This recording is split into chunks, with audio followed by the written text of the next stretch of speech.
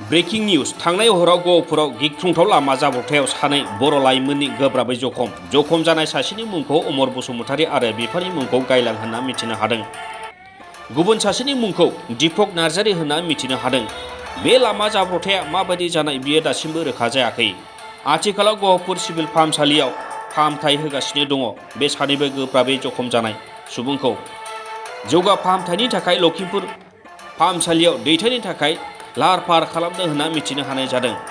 जाब्रबथाय जानाय बाइकनि नम्बरा जाबाय AS 326101।